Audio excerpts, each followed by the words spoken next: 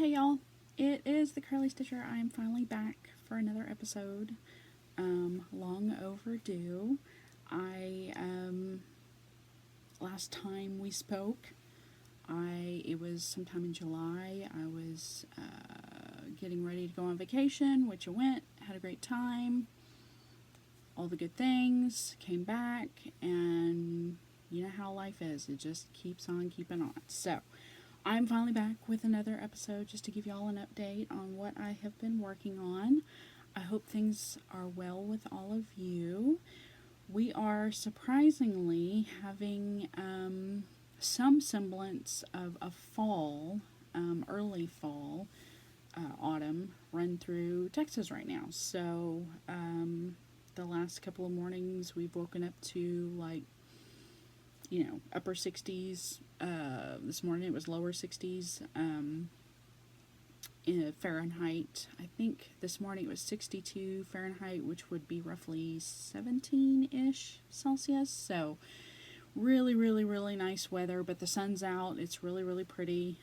We kind of had this front move through where we had several really overcast, rainy, drizzly, kind of wet, soggy days, but it brought the temperature down a little bit, kept the sun away for a few days, brought everything down, and so when that finally moved through or moved down to here, it gave the opportunity for cold fronts to actually move through here. We'd been in the hundreds for weeks, and here in Texas, and when we have summers like that, if something doesn't break that high pressure system of 100-degree days plus, when we have them, weeks and weeks at a time, then it takes a lot to bring in the cooler weather. So this is actually rather glorious for us, because normally if it's hot until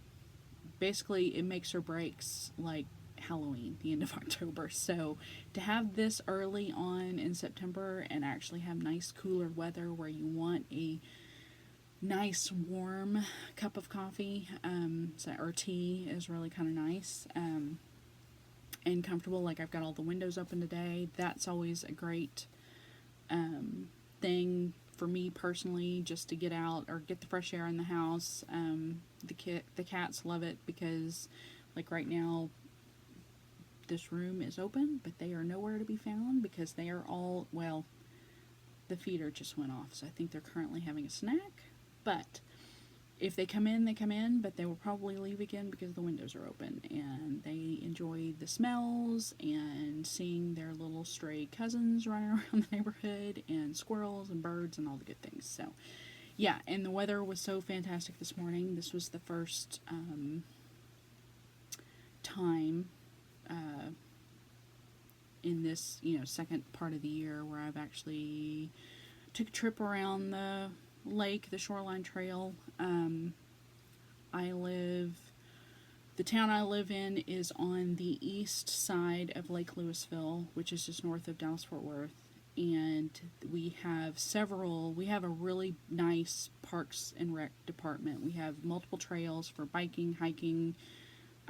People do train for marathons and triathlons and stuff like that, so you do see a lot of different kinds of people out using the different trails we've got. But the one that runs basically the east shore of Lake Lewisville, there's 2 or 3 segments, but the longest segment I think is the 3-mile segment that runs from the southern end of town to the northern end of town. And that northern end, the parking lot is probably I could walk to it. It would take a good clip for me to get over there, but it might be a mile from our house.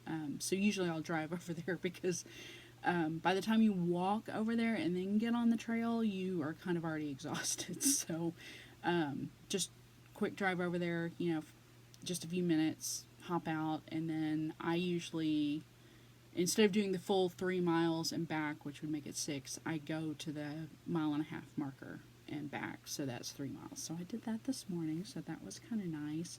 And it's perfect because if you get up this time of year like today, got on the trail a little bit before 7. Sorry, a little bit. Yeah, that's about right. A little bit before 7. And basically, it takes me about an hour to do that 3-mile stint. And the sun's starting to come up, and so right about the time that, it goes from being 62 to probably closer to 70 by the time the sun gets up, and then I'm walking back with the sun on my back. So I'm walking kind of into the sunrise, but then walking back, it's not in my face or anything like that. So it really is a nice walk early in the morning. And of course, by the time I got done, everybody else was getting up, and they were all making their way out there. So there were a couple of bikers I passed, several joggers, probably 4 or 5 of me, like myself, that were just walking. And then right as I was leaving, there were a couple of larger groups of like 3 and 4 people that were headed out to get on the trail. So it really is a nice walk. So I very much enjoyed it. I'm glad. I hope this weather sticks around. Mr. Curly Stitcher and I were having the discussion that if we're getting 60-degree weather today, there's a very good chance that the holidays, the end of the year, will be like really, really warm. I hope that's not the case, but yeah, it's kind of one of those things where you kind of want to hold your breath because you love this kind of weather, and for it to come this early in or this late in the summer, towards almost time for fall, that, it is kind of one of those things where you kind of wonder what the weather has in store for the rest of the year. So, anyway, I hope you all are doing well. I'm so glad you're here. I've missed you all. Life just kind of gets in the way. I hope you've all been taking care of yourselves. And on that note, I'm going to do this up front, because if I don't do this now, I'm going to forget. I have my little notes written over here, but I did not write it down. I'm sure a lot of you, we all kind of watch the same people here on YouTube, but I did want to, I don't normally do this, but do a kind of quick shout out to Pamela, who is Hobbies and Hyperfocus. I'm going to have to look it up because I want to get it right, because yes, I kind of wanted to make sure that you all knew about her. She does very different stitching from what I do, so that's my main reason for pointing it out. She does a lot of, or I shouldn't say she does a lot, but she shows a lot of her, like Mirabilia or Nora Corbett or something like, the fancy lady kind of patterns. So I will put a link to her channel down here, and the only reason why I'm doing this up front, and the only reason why I'm mentioning her in particular, is because she actually has more followers than I do on YouTube, but not too many more. She's like at a little over 200 range, and she had posted a couple of videos back. She's more consistent than I am. That's the other thing too, if you want somebody to watch more often than me. But she had mentioned that she was trying to figure out how to break through and get more people to watch her. And so I thought I would throw it all out there to you all. If you don't already follow her and you didn't already see that video, go follow her. But yeah, if you have suggestions on how to break through, like, I am a bad person, or I'm not the best person to ask, because a couple of things. One, I'm not in this for the likes or the follows or the ad revenue or anything like that. I'm in this because I pretty much feel like everybody that watches, that subscribe to this channel, knows me, likes me, follows me. So that's all I want. That's all I want from this channel, is just to show you all visually and chat with you all about what I've been up to. So because I'm not trying to feed the algorithm monster so much, I am not the best person to give advice on what to do, because to me it's not this isn't an important part of, I do this when I have the chance. I enjoy chatting with you all. I know you all very well. So I feel like this is just kind of if we all got together in a big room like at the library and sat around and showed off all of our projects and chatted for a little while. That's what I feel like this is.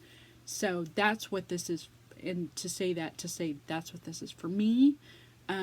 So if you have any suggestions, either put them down here or go over to Pamela's channel. Like I said, I'll put her information down in the description. I'll tag her. But I'd be curious if you all have any suggestions for her. I gave her a couple. One was, I think Darcy or somebody a long time ago, but I've heard several people say this, but I think Darcy's the one that I distinctly remember saying that he'll go back and do a search, an actual search in YouTube for floss tube number 1 specifically.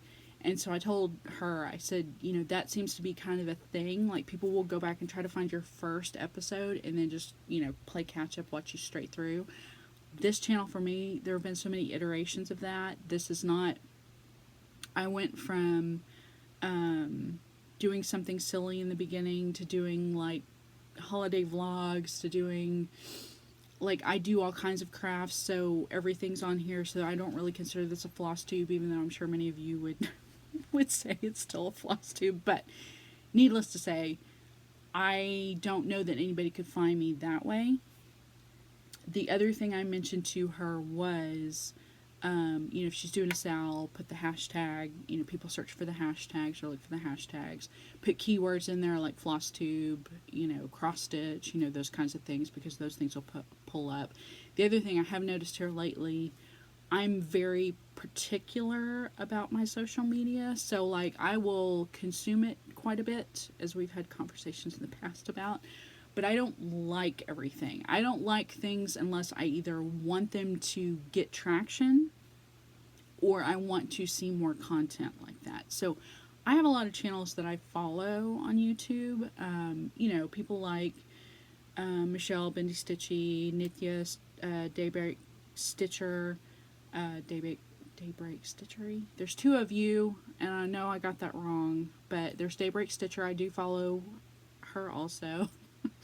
But, Miriam Marumi Crafts, Sarah Ma Cross Stitch, all of these different people, and I will definitely always thumbs up the videos that I truly enjoy. And there's a lot of knitters too. I shouldn't leave all those people out, but there's a ton, but there are a lot of people that I just watch.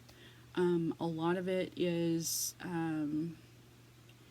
just something to either like when I'm working, especially up at the office, just to have something kind of in my ear to drown out all the clacking and the chitter chatter and whatever, just to kind of keep my brain engaged and focused while I'm trying to work, but also keep it on in the background at home while I'm working on projects, doing other things, even doing laundry, dishes, those kinds of things. So, and also if I can't find something, if I'm waiting for the next episode of a TV show that I'm watching to come out, I'll go find, stuff to catch up on YouTube. But, so here's a little, insider information. So what I do is, for those of y'all who are regular consumers of YouTube, you have your home feed, right? Your home page, and it'll give you like recommendations. And every once in a while I'll see something in there that might stop me down and I might watch it. But the minute I get on YouTube, I immediately go to my subscriptions feed. Full stop. And I go through and put in a watch later playlist all the things that I want to watch that are in, because I don't want to watch all of that. Some of that stuff's like Texas Parks and Wildlife does like 30-minute episodes, but they also do like, advisory commission meetings and stuff like that, or like Cornell University does their live chats. They also post up their live feeds, if there's a bear cam or a bird cam or something that I want to watch, or Explore, I think, is the bear cams, but same thing. But some of those are just, talks about, things going on in their world, in their circles. So I don't necessarily watch all those, but I do go through and basically pull out everything that is a new video that I haven't watched yet for all the people that I follow. So I'll go through and I basically put all of them in a playlist, and then I go through and just queue up that playlist, and I just let them play back to back to back to back to back. But it keeps me from having to, like, twice a day or 3 times a day, I'll go through and see if there's anything new that I want to watch. But then I'll go put it in that playlist to watch later. So it's either running here at home, it's running at the office, it's running. Sometimes I've pulled it up on my commute back and forth to work, or on long car trips, those kinds of things. So, but that's what I do. So when Pamela's comes up, when Nitya's comes up, when Miriam's comes up, when long distance stitchers come up, when those are all queued up. Now, I might not get to them right away, but I know they're all things that I want to watch eventually. And of course, I will always try to at least engage by giving a thumbs up to the people, to let them know that I've watched it and whatever.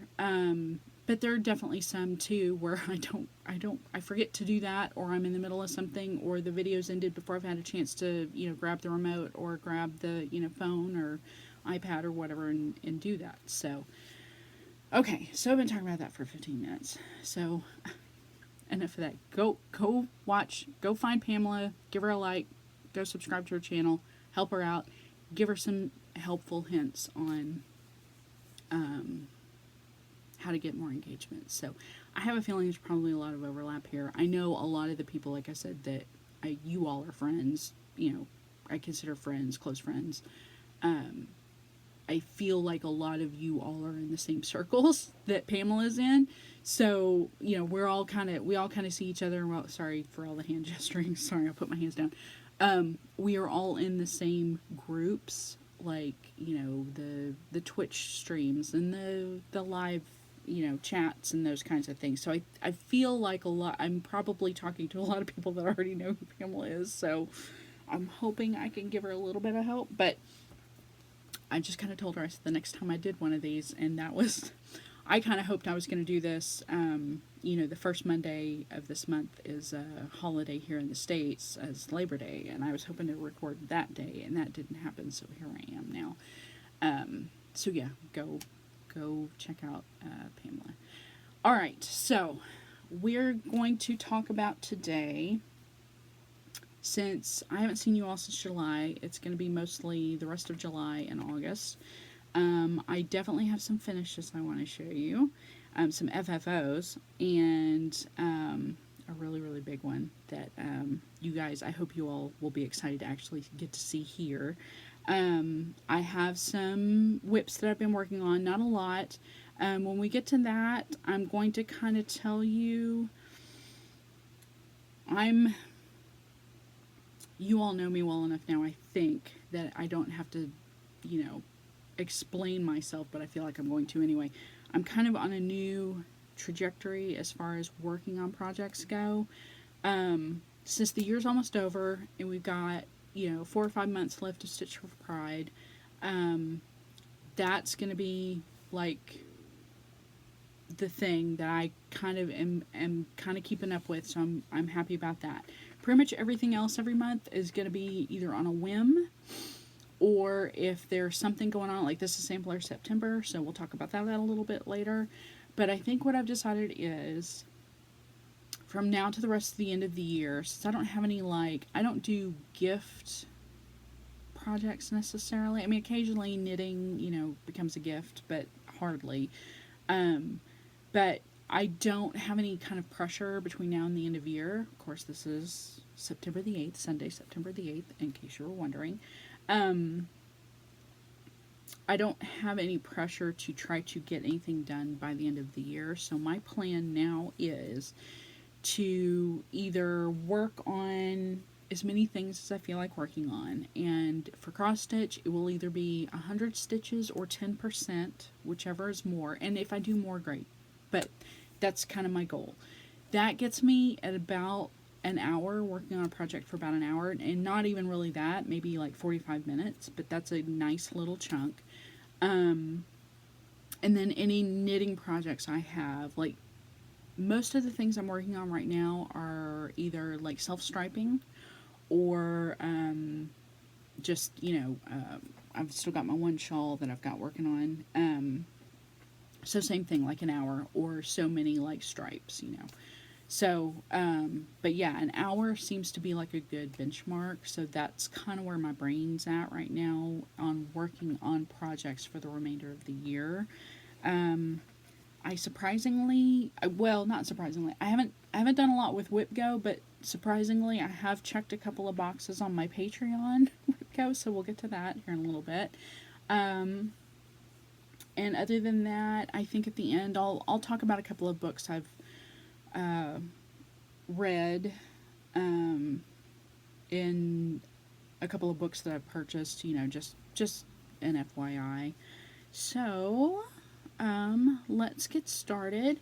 I think just because I kind of am really excited about, oh, by the way, this is, I got my Transfigure every couple of months. Transfigure printing company comes out with new shirts. This isn't from them. If you've noticed, I finally changed this shirt because the shirt that was up here, I finally decided I wanted to wear it, so I took it down. This is actually, aren't they adorable? Their little hands in their little pockets, in each other's pockets. There's another shirt. Well, I shouldn't say shirt. I'm going to say printing company because they may do more than just shirts. But I ordered 3 shirts from them. They're called Raw Paw, RAWPAW. And they do a lot of fundraising type stuff. Redbubble's another good one that does fundraising stuff. Who's the other one? I can't remember who now. I've forgotten. Anyway, there were 2 or 3. Dev the Pineapple, if you follow that Instagram handle, there was a Dev the Pineapple t-shirt. Hopefully I'll wear it one of these days. That I actually, it went through the laundry this weekend, so that's why.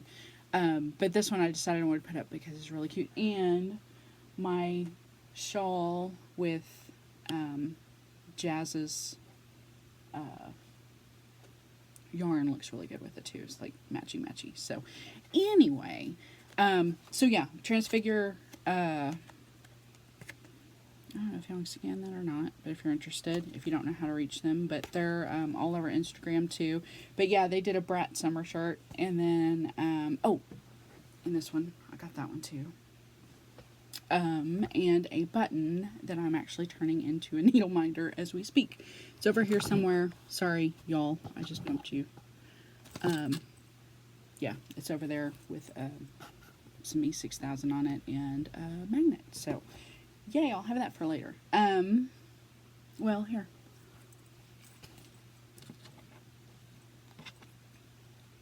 I'll show you.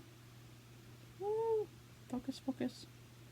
Liberation requires community. Anyway, so yeah, put a magnet on it, letting it dry, all that good stuff. So anyway, so back to what I was talking about before. See, my brain.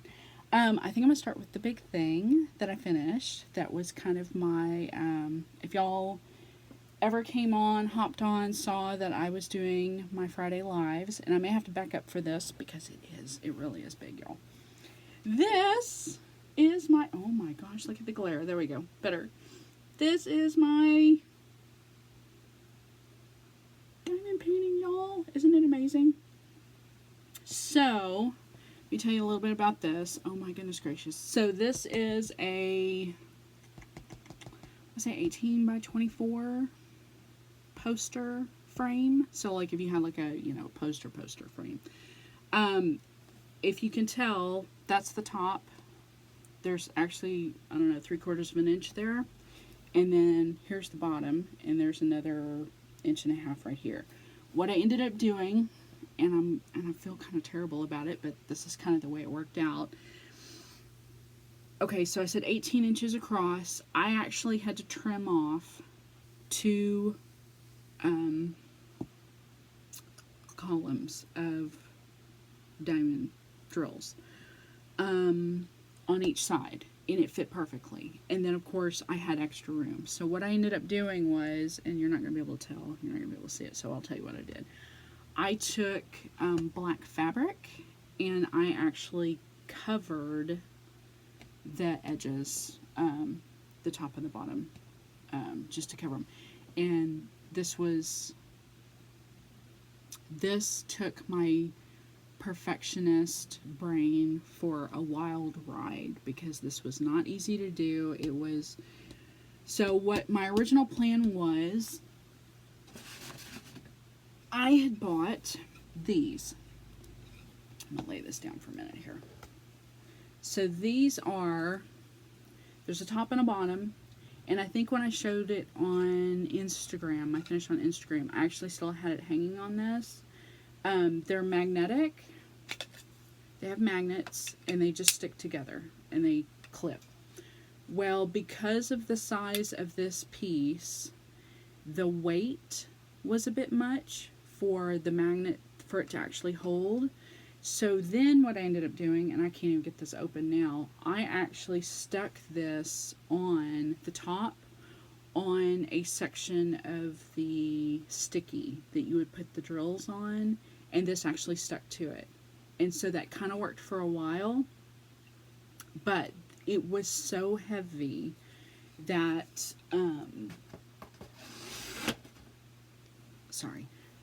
when I was just trying to take pictures of this, it kept falling. I actually dropped it. Like, I tried to go outside and take a picture of it with the sunlight, and what I ended up doing was going in because our laundry room faces west, so there's really good sunlight in there. That's what I ended up doing, so I dropped it. I don't know if you can tell, or I don't know if I can tell. I think it's probably covered up by the frame, but when I took it outside, I dropped it, and it was still sticky. So there was, like, grass and dirt and whatever in it, and I had to try to clean out as much as I could. So when I brought it back inside and I hung it up in the laundry room, the other thing I didn't notice was, like, over here, like, a couple of the little things were, like, hanging off or whatever, and I had to replace a couple. So the other part of it was I realized I didn't know there's sealant you can buy to, like, basically coat the whole thing, but it was still the middle of summer, and the thought of doing that and trying to let it dry, and I didn't know what the fumes were going to be like and all that, I just thought, no, I'm just going to go buy a frame. So I had to figure out the best prefab frame that I could that fit the dimensions of Dee's piece after it was done on the thing. So yes, it is actually done. Now the only other thing that I'll point out, which I'm not real happy, I mean, it's fine, it doesn't it does bother me because that's what I'm talking about it, but it's not a big deal, is if you notice this color here, this is way more blue than this is up here. And I ran into this a couple of times with a couple of other pieces that I did, where, like, I'd get, so this ended up being an entire tube, and that's really the color I wanted. But you notice these are a lot more green, but it was the same color number, just I don't know if they were exposed to different, warehouse, or if it was just something in the manufacturing that this just ended up not being quite as green as the other. And it's fine. I don't mind that this is blue down here at all. I mean, it just kind of just intermingles basically. But had I known, I would have, because obviously more of it ended up this green color, I would have, it was just going to be too much work to try to pick it all apart and redo it and all that kind of stuff. And you can kind of see too where, like, there's spots probably from when I dropped it. But it is done, y'all, and I'm so excited, and it's so sparkly.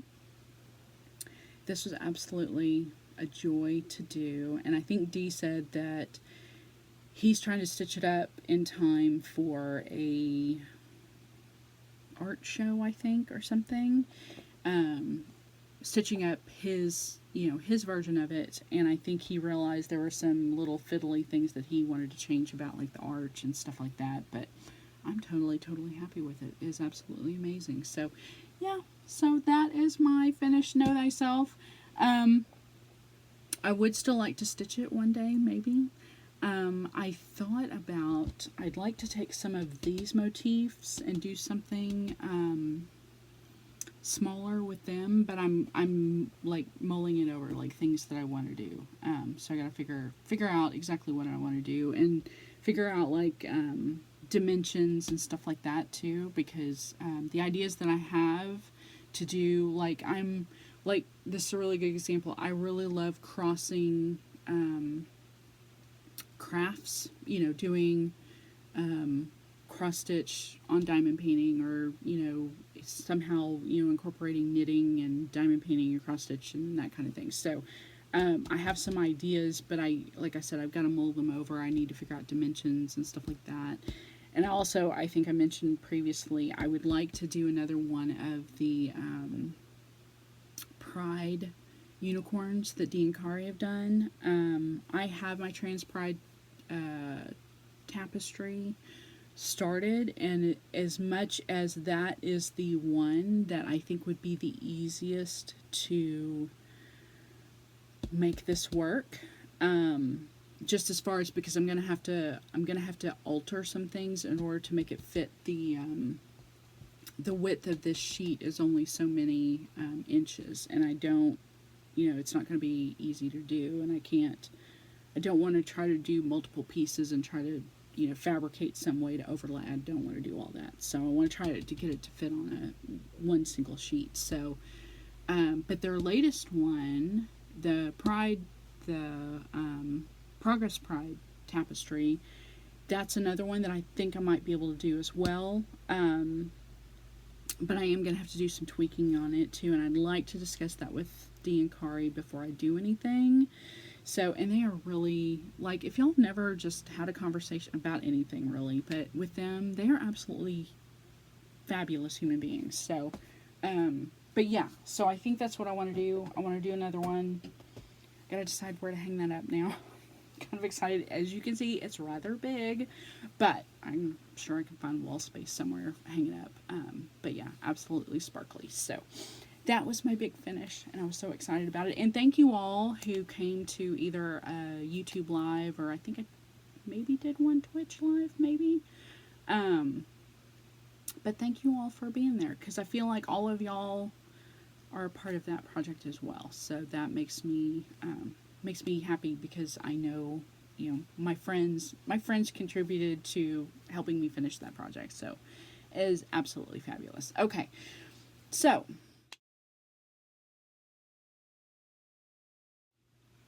other than that finish, what else have I finished? So let me start with this. There's a couple I'm going to show pictures of really quick. This is my tarot card swap. I got my partner.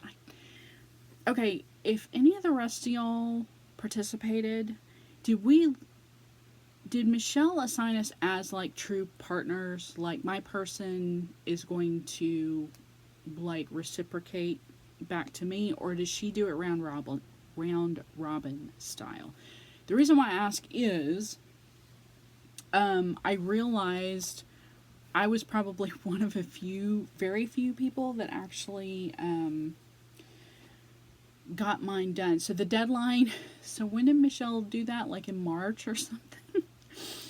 And the deadline was like July 31st, and that was on my mind to get it done. So it was one of those things that, because I knew my partner, and I'll give you more details here in a minute. I knew what my partner suggested, wanted. I knew that their card was further down the major arcana, and at the time, like the people like Tiny Modernist, Witchy Stitcher, some of the other ones were not that far along in the major arcana yet, that I had very limited choices. About the only other thing I could have done, because Kari's was finished, was the arcana Sal, but that was rather small. And so what I opted to do instead was I actually did a little bit of research on my person, who I will tell you now was Kim, Crafty Teacher DIYs. Her card, when we filled out the Q&A, we told our partner, which if Kim's my partner, then I have a card, coming eventually. That was the other thing too. I think the majority of people who were in that swap are still working on theirs. Like even Michelle just got, it was Michelle's swap, and she just finished hers. So anyway, Kim said that her favorite card was, just generally speaking, was the Hanged Man or the Hanged One, and then more specifically, her favorite deck was the Spirit Song Tarot, I think is what it was called. I'm not going to worry about it that much looking it up or whatever, but so I'm going to put first, this is the card from that deck that was Kim's favorite card. Now, I'm not saying that that is her favorite card from that deck, but that is her favorite card and her favorite deck, so I'm going to kind of put two and two together. So I did a little bit of digging, a little bit of research, figured out part of the option was you could stitch yours as an actual tarot card. You could do whatever you wanted. You could make it like the Witchy Stitcher ones are huge. I mean, like really, really, really big. So to try to stitch those down to card size, it's a little more difficult.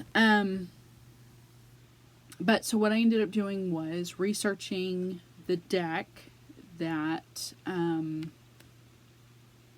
Kim was her favorite deck, that Spirit Song deck, figured out what the dimensions were for those cards for that deck, and then my sister, it just so happened, she had ordered a deck around about the same time that it ended up being a misprint deck. She ended up getting like the right number of cards, but like a couple of them were literally just didn't have anything on them. A couple of them she got two of the same card. I mean, it's like really bizarre. But anyway, but because she ordered this deck,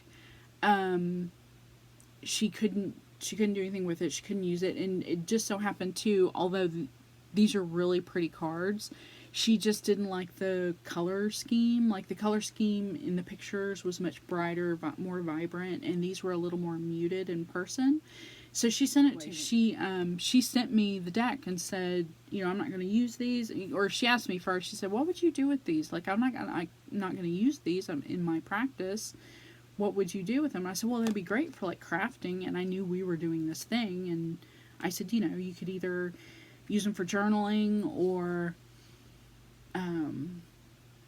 inspiration for other things. She goes, yeah, I'm just not, she's not that kind of person like I am. So she said, well, would you use them? I said, yeah. And she said, okay, well, I'll send them to you. So that's exactly what she did. So because these were the same, relatively the same dimensions as Kim's deck, this is what I ended up stitching. So as you can see, I basically took inspiration from the card that Kim liked, from the deck that Kim liked, and designed this little card. So, and then these ended up, so what I ended up doing was, I think I stitched mine on linen.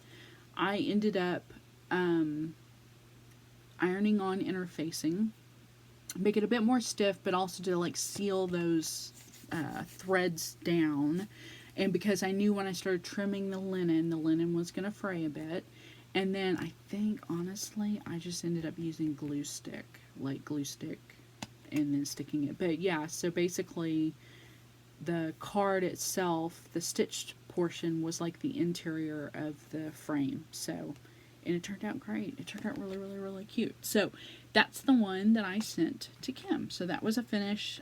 So I actually like finished it and mailed it out like on July 31st. I think I dropped it in the mail like that day, that morning on my way to work or something. So that one was that. And then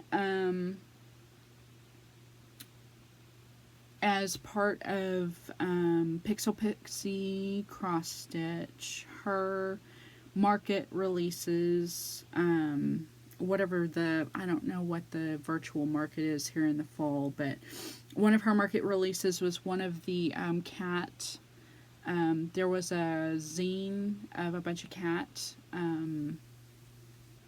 patterns, probably this time last year, if I had to guess.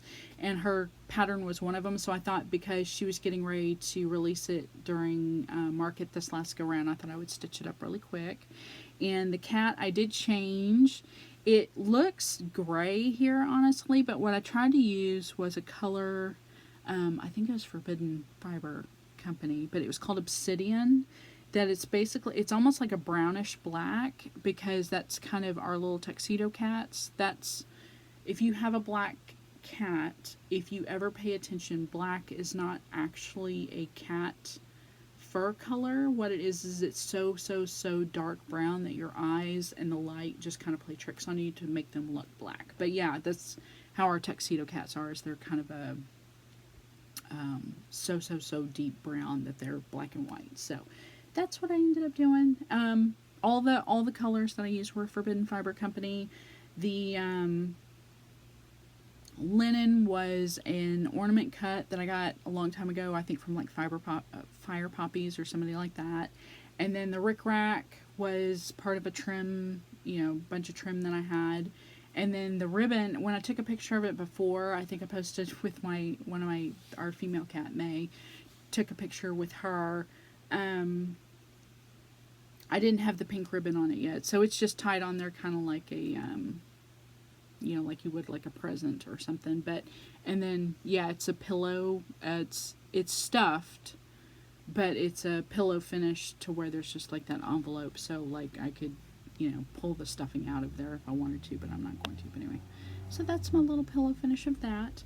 And I finished that on the 6th of August. And then, let me do these first. I'll do these really quick. These I finished very, very recently. I had actually finished this stitch quite a while ago, and these two are WhipGo, Patreon WhipGo finishes as well. Uncanny Kari's Patreon. That's where this came from. I was going to try to see if I could figure out how to make that light not be so annoying, but I don't think I'm going to get that lucky. But anyway, there we go. It's a little bit better. You can kind of see it. Ta-da! So this is just a 14 count like Ada. It was probably part of a not Forbidden Fiber Company, Fangirl Fibers box, I think, or something. And the threads are the Moo the Merrier Sulky pack from like market, I don't know, 4 or 5 years ago or something. But these are actually the colors that are in that package. So there's that one, which I did with a cute little unicorn. And then there's that one that I did with watermelons. And then the little pins were just little drits, like pins. And this is actually one of those thread pull, like if you need a tail tucker kind of things. And I apparently get really rather aggressive with mine, and I break them. So like the little, it's like a piece of wire that looks like this, and I end up splitting the thing because I can't. I pull too hard, and I end up breaking the wire before I can get it's just, yeah, that's me. So anyways, I don't use them anymore. I have 2 or 3 more down here. Same thing. They're all broken. But yeah, I thought I'd make a cute, like, pin essentially. So I stuck it down in there. Oh, and then one more thing. I fully finished my Spooky Summer, and this is a stitch that I actually finished, I think, last year. Because I found that wreath last year at, I'm going to say either Michael's or Target. It might have been Target. In their Halloween, their fall decorations or whatever. They had like this, teal, pink, green thing going on, and it was like the perfect color. So, it's actually on my door. I finished it probably a few weeks ago. Fully finished it a few weeks ago. I'll put another picture up here. It's got fairy lights. I wrapped fairy lights around the wreath, around the pumpkins. Kind of interwove them in and out, so that way the piece would glow inside too. and it's just kind of hanging, the little battery pack or whatever is just kind of hanging behind it on the door. But up until like 2 days ago, it has been so hot outside. Like, no, there was no way the glue and whatever else that's holding that whole thing together, it would have slid right off the door. I mean, it's just been absolutely, like, we have a storm door on that front door, and the metal like handle and stuff, like, you couldn't touch it in the afternoon. It would actually probably, like, burn you. It was so hot. So anyway, so I'm just now getting this up on the door. So, but I'm super excited about that. Now it's up through the end of October. The fairy lights have an on off switch, but also like a timer switch. So I haven't turned that on yet, but I think at some point I'll probably do that a couple of times just to see. Like tonight would be a good night to try it and see. Because when I get up in the morning to go to work, like, I'm sure the timer will have cut off by then. But I don't know how long that timer lasts. Like, if it's an hour, or if it's like 6 hours, or if it's like 20 minutes. I don't know. So that's kind of my plan. For my decoration for my door. I hope people will leave it alone and not mess with it, and it'll stay up for a while. And then once the spooky season is over, I'll have to figure out where to put it, because it's kind of takes up a lot of room. I might just have to put it in the hall closet or something. I have like 2 or 3 wreaths that I change out most of the year. There's like a wooden apple one that's on our front door, so I may just have to swap it out and make sure that it's got a safe place in that hall closet so it stays together, that it stays, doesn't, nothing happens to the stitching portion of it. So okay, so other than that, those are all my finishes, FFOs. Other than, I will do a quick birb update. So first of all, I want to say thank you. Sorry, I zipped that and unzipped that for no reason. I want to say a quick thank you.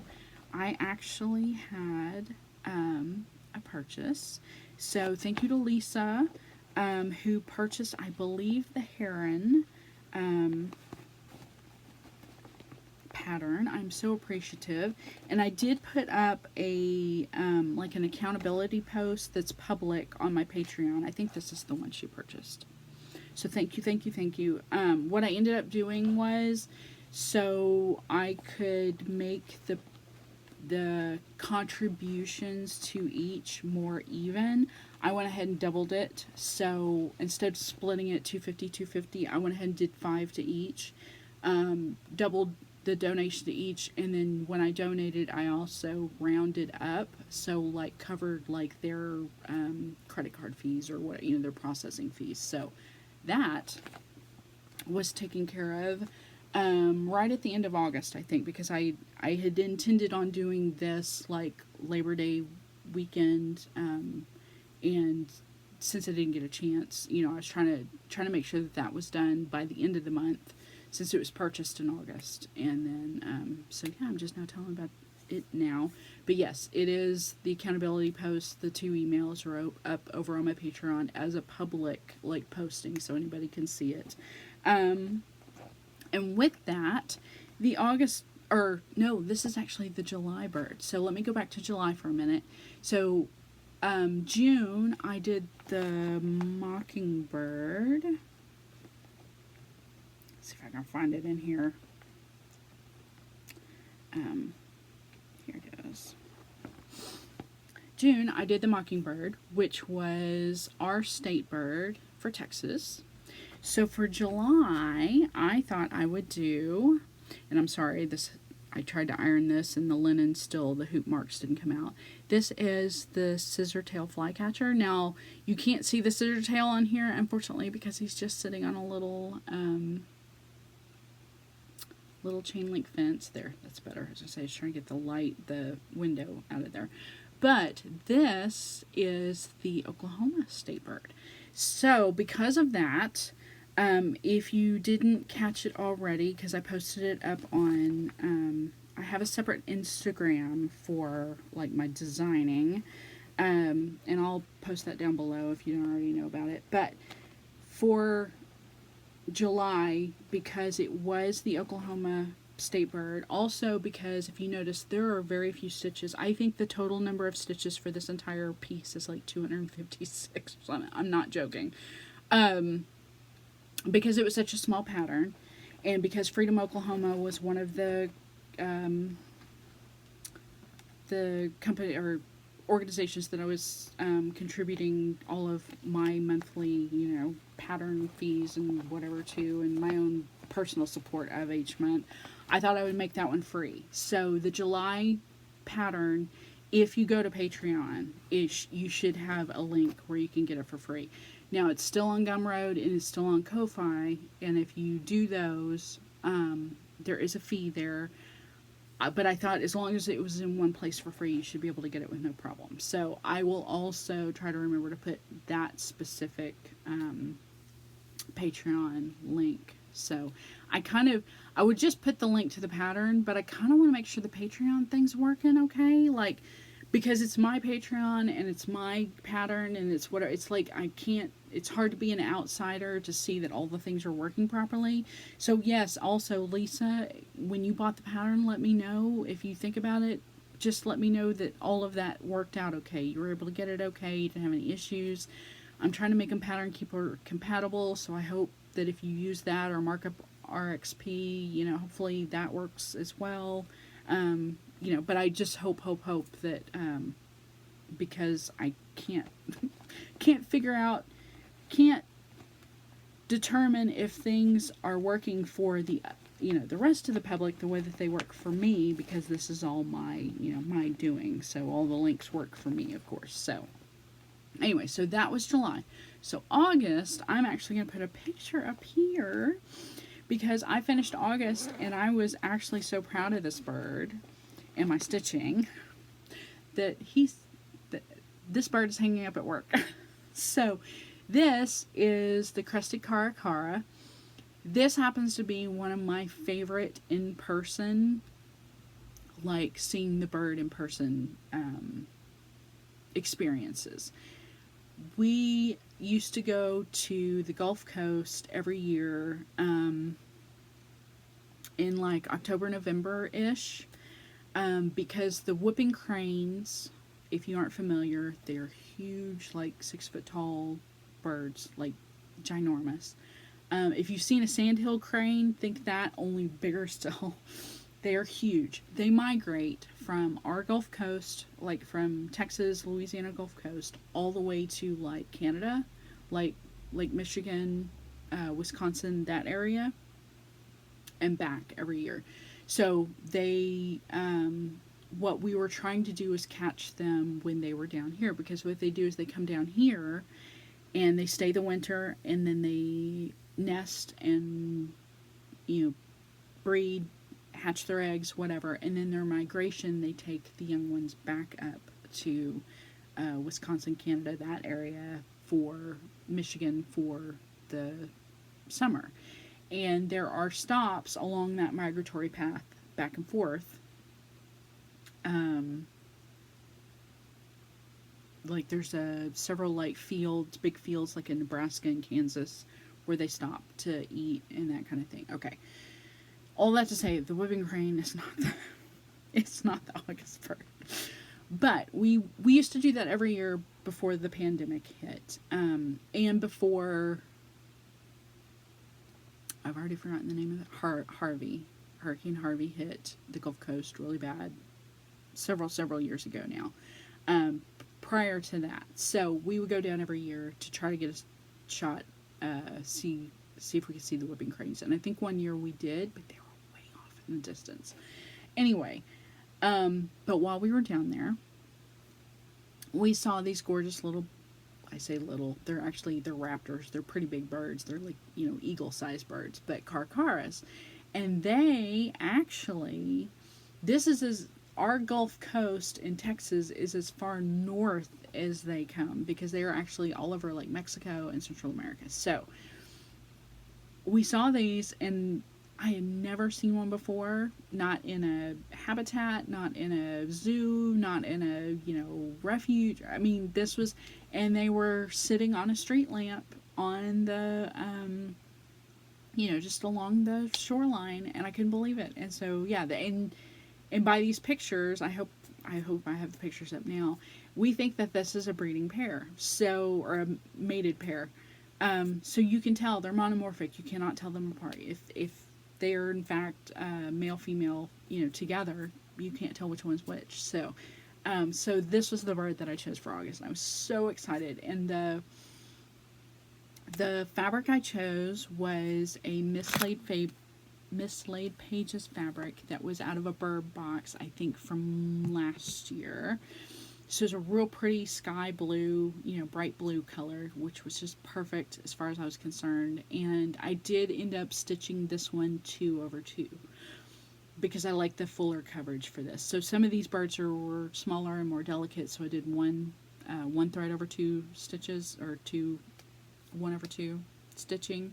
But this one I wanted to do 2/2, and I really, really like the heft and the fullness of it. So I really did, I thought this was absolutely fantastic. So then the color that I chose for the bandana on this one, I found a really good trim in my trim stash that almost perfectly matched that color. So I wrapped, it was just a little wooden hoop, wrapped that hoop with that trim, and then so that one's now hanging in my office at work, or I say my office, my cubicle at work, with all my other fabulous stitches that I absolutely love showing off. So, so that's why I don't have it here to show you, or I would, because it was absolutely, so I really thought, like, the second one that I did, I think was the blue jay, and I thought I was like, okay, I did that blue jay, and I'm like, I've nailed it, this is the best I'm ever going to do, and up until, August, the blue jay was still my favorite, and then I did this car, and I'm like, I love this one so much. I love this one. So I took that one to work. So those are my 2 latest burbs. I've got my next one picked out. A little more insider background, secret if you'd like to know. I have mentioned several times all of the pictures except for the owl pattern, because I did not have an actual, like, daylight picture of an owl, great horned owl. I've got several owl pictures, but not a great horned owl. All of the pictures that I've been using have been my personal photographs that I've taken either here at the house, in the backyard, over at the lake, at one of a national refuge or a zoo or something like that. So they are all my pictures. So usually when I decide what bird I'm going to stitch next, or design next and stitch, which I picked out this month, I haven't done it yet, but it's still early, right? It's only the 8th. These don't take that long. Don't tell anybody. But anyway, I end up finding the picture I want to use, and I make it the background. You guys, I talk to you or record this on my iPad. So my iPad background wallpaper is the current bird I'm working on. So it's kind of like a reminder and an inspiration gives me a little bit of time to look at it, decide what I want to do with it. Do I want to use the elements in the picture, or do I want to do something different? Do I want to do just the bird? Do I want to do something else? But it's just kind of a visual reminder, and also a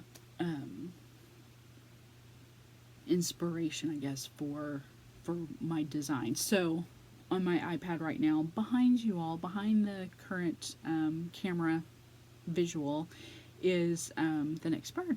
So hopefully I'll have that up and done by the end of September. I'm excited. There's only a few left. So I have October, November, December, and January left. And I have birds picked out for 4 more months. I actually have a couple of extra ones, like the Cara ended up being kind of a last minute, like, threw them as a possibility into the lineup because it looked like a really fun bird to do, and it absolutely was a great one to design. So I have, like, I have 4 months left, but I have like 6-ish birds that I could do. There are definitely a couple that I know I'm going to do. It's just a matter of the rest of them, like, which ones would I rather do this one, would I rather do this one, that kind of thing. So, and it also depends on, especially because the last month will be January. December and January will and even November will probably be difficult, finding time with the holidays and what, stitching and that kind of stuff. So, yeah, I may have to either get a little bit ahead of the game or just make sure I am certain of the birds I have left to do, so that way I don't dawdle too much and take too much time, because I'm trying to get them out as best that I can. So, and then we'll be done with 12 birds. I won't know what to do with myself. I have other ideas of things that I want to do next. So we'll see. We'll see if my designing continues or not. And one more thing before I forget. I don't think I've said this yet, but if, for instance, the blue jay on that pattern, I think the original design, the bright blue, the royal blue-ish color is one color, but I actually stitched it in a brighter blue still, because our blue jays around here really are pretty, in your face wow sometimes. So if you ever find you want to stitch one, the great blue heron's another good example. Some of them are much more gray and far less blue. Feel free to change it up. I have no problem.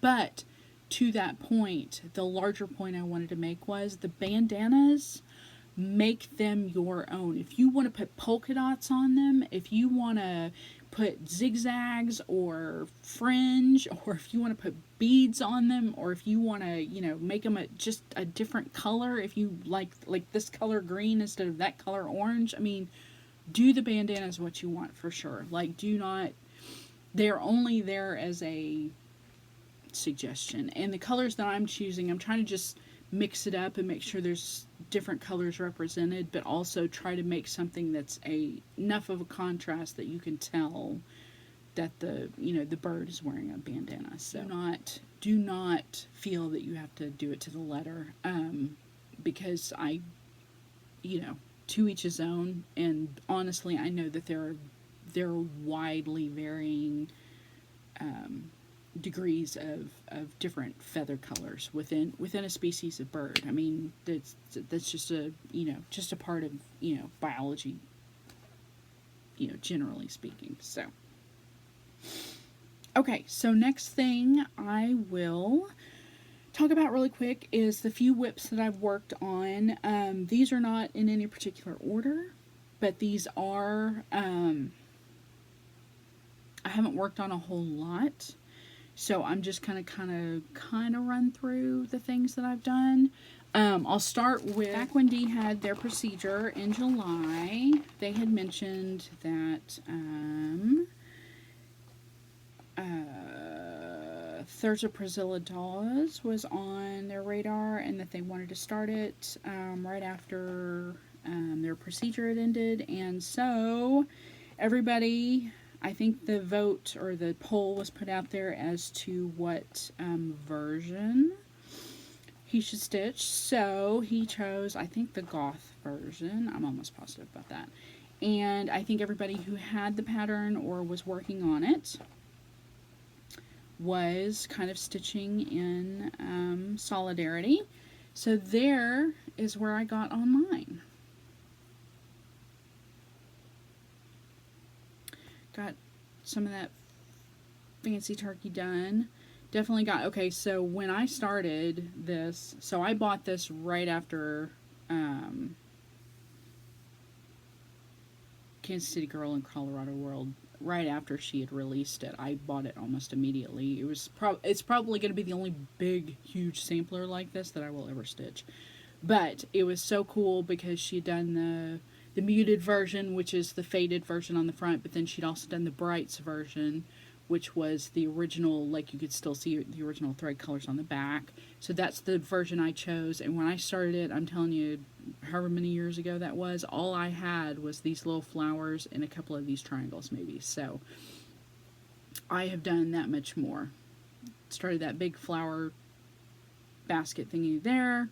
Started these 2 berry baskets here, or stitched these 2 berry basket pieces here. Definitely did the fancy chicken, did whatever this is going to end up being down here. So yeah, I definitely got a lot more done. This is on a piece of linen. Hold on, and I will tell you. So this is the Brights version. I am stitching the DMC called for, or I should say, it's not necessarily the called for, but it's the DMC, this is a 36 count linen that I'm doing 2/2. It's an old Fortnite fabric called Alfred. As you can see, most of the DMC, there's a bit more in the bag down here, just random skeins, and then I have, I have one color that I'm missing, and I think I may have it somewhere. I just cannot find a skein of it, so I may have to go and just buy one. But essentially, that is all of it. I mean, all of the colors I need are in there. So I started continued working on Thursday throughout the month of July, maybe a little bit into the 1st of August, and then August was Miriam, Nithya, Julie and Stitches, I think, also decided to do a SAL for Sarah Maud Cross Stitches. And I'm going to put the picture up here because I think this is actually a freebie, or was a freebie. I don't remember. But Sarah had come up with this, had told this story about somebody, I think a family member maybe, had given this piece of advice to her, that basically you don't should on yourself. Like, I should be doing this, I should be doing that, I don't, blah, blah, blah. Don't should on yourself. So basically, like, don't make yourself feel bad for the things you should be doing when you only have so much time in the world. So I downloaded this a long time ago, and if it was a pay-for pattern, then I purchased it for sure. But yeah, so the SAL for August was Mod About You, which I thought was so clever. And I really, really, really did want to do something. The problem was I couldn't make up my mind. Because the cross stitch, one of the Just Cross Stitch magazines had just come out, and Sarah had a pattern in there, but it's really big. It was adorable. It was it a hot air balloon, y'all? I can't even remember now. But with a cat. I really wanted to do that one. And then there were a couple of Halloween ornaments, I think, that were in like the last couple of Halloween specials that she'd done. Wanted to do those. Couldn't make up my mind. So I went through all the digital patterns I had, and I found this one. I was like, oh yeah, I want to do that one. So the thing that I thought I would try to do was, I have this, as you can tell, this is supposed to be like a gradient. Like, you pick 3 colors. The colors she chose are kind of a, varying degrees of like teal. I decided I wanted to try my hand at doing, and I'm not very good at it, and you'll see, but that's okay. Pulling an actual variegated thread and trying my hand at, placing stitches based on the variations. So I don't know if you can tell, but it goes from a very, very dark, like kind of teal green, to a very, very pale silvery. So what I ended up doing was,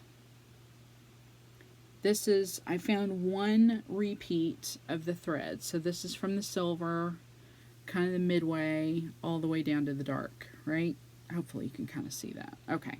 So what I did was pulled really, really long piece, and that's how far I got. But you can see I started with the very, very silvery, and I kind of worked my way over and around. I don't know if I ended up jumping. I think I may have worked my way around, and then I had like a tail left, and I didn't want to come back over here, so I snipped it and then did the rest of it over here, maybe is what I did. But yeah, so that's how far I got. It's not very far, obviously, and it does show up. This is a, I think it's a 32 count. It's a Fiberlicious Yummy Fibers. I think it's called French Roast. I pulled it for something else, and I kind of forgot how difficult it is to, there, that's a little bit better. How difficult it is to stitch on really dark fabric unless you're, like, I need like a light source or something light underneath it so I can see the holes real easily. So that's why I didn't get nearly as far as I would have liked to. But I hope that this is going to turn out really pretty on this brown. It's just kind of like an alternate, instead of like on a light background, a dark background. But yeah, so this is a Roxy Floss Co. called Tempest. And it's one of the very few, there you go, like truly like variegated colors that Carrie's dyed up, and I can't remember, it may have been part of like a floss club, so it may not be a regular floss that you can find on Evertouch's website. This may have been kind of a one-off or whatever. So, but anyway, so that's what I ended up doing. So a little bit on the Mod About You Sal. I'm really kind of mad at myself that I didn't do more of this, but I realized making the decision to try to use a variegated floss and calculate out my stitching, and then also doing it on a dark piece of fabric, kind of did not bode well for my my ability to stick with it. So, but I will keep working on that because I've got it here. It's here out because I want to continue to work on it. It's like in my Notion app. It's kind of at the top because I just started it last month. So I'm hoping that I'll keep working on it. So for sure. Then right at the end of August, it was announced that Deanna, Darling and Whimsy, and Brennan Needle were combining forces and opening up a little brick and mortar studio shop in the top floor of like a building in the little town that they're in. That's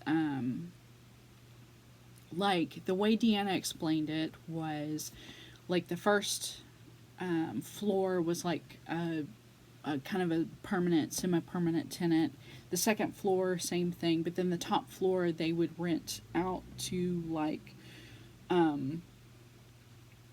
smaller shops and more rotational, maybe like, you know, somebody just that needed like a limited time, you know, in a physical space for doing something, you know, that kind of thing. So Deanna and Patty and, oh my goodness, I forgot her name.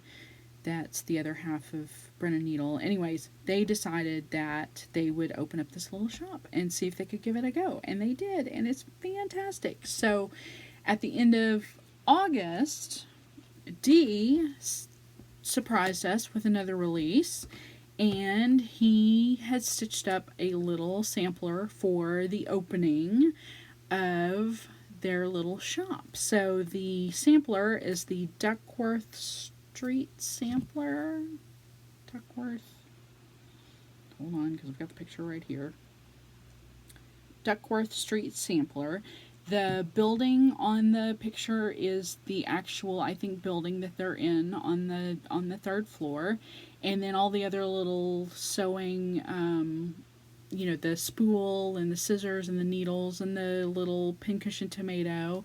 And then I think Dee explained that the flowers across the top and the bottom are native or indigenous to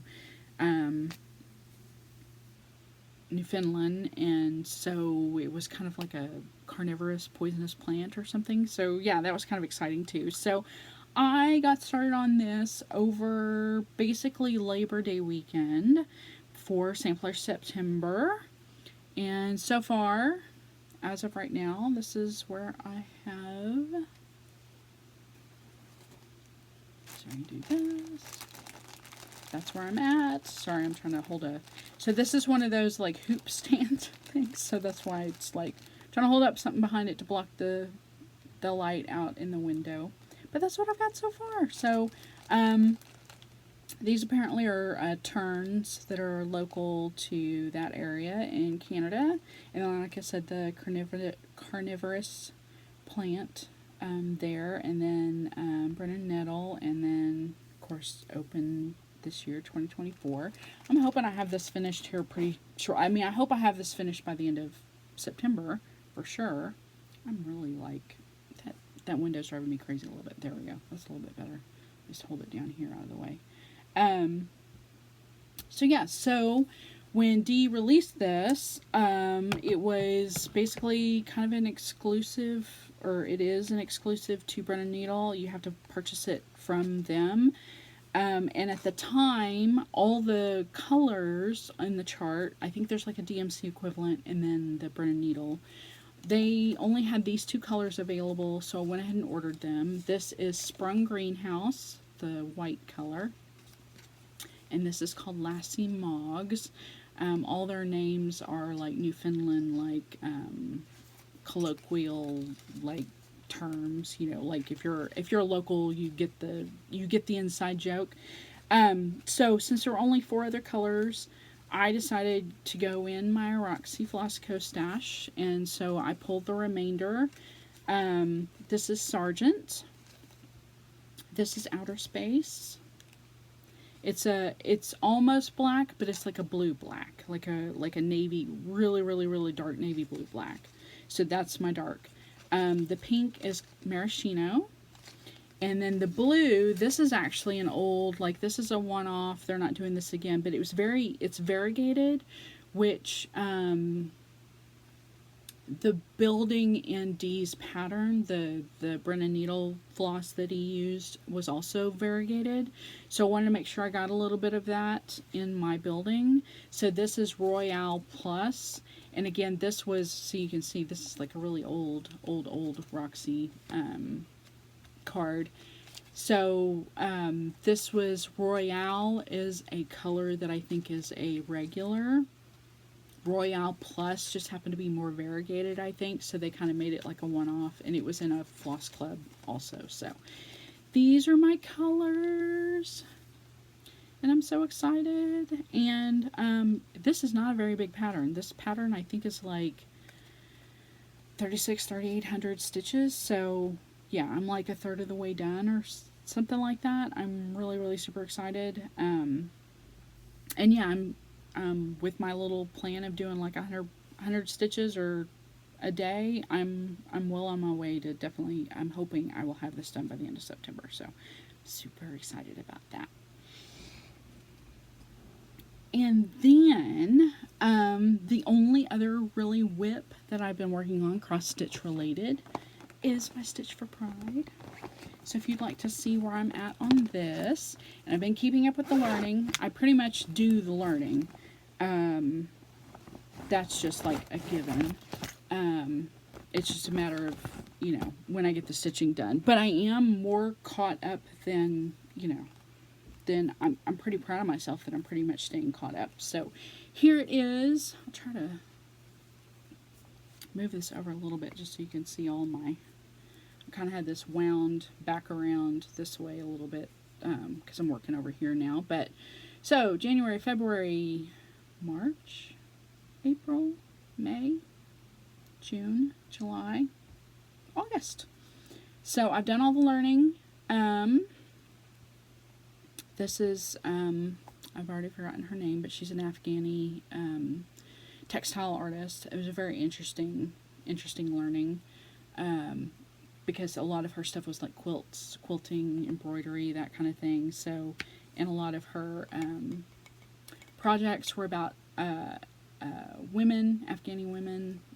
She's Afghan American, or is she Canadian? I've already forgotten now. But anyway, but so yeah, so this is a hand. A lot of her pieces, she isolates the hands of her subjects. So Dee designed a hand, and then there's a henna on the back, and then there's like a big leaf up here. So I'm about I might be a third of the way, maybe not quite a third, maybe like 25%, quarter of the way, because that leaf is a lot of stitches. So anyway, so and then our September piece will be up here, and I've still got to do the learning on that. It's a Hawaiian artist, which I'm super excited about because I think Hawaii's been in the news a lot here lately, just with their after the wildfire and them trying to recover from that, and just all of the people taking way too much advantage of the island in the past, and just the fact that the people are having a hard time recovering and want a little more. The Hawaiian people want a lot more say in what happens going forward, and what happens with not only their community but the island itself, and how they are treated and how the island is treated. And I think they kind of feel like they would like more control over how things are done, and would like a much larger say in how real estate is sold and developed, how they recover economically, what they get to do with, they ought to have first rights to their land, and they should get to decide first what happens in some cases. So I'm really super thrilled that is this month's learning, is to get to learn a little bit more about a Hawaiian artist in particular, and learn more about them.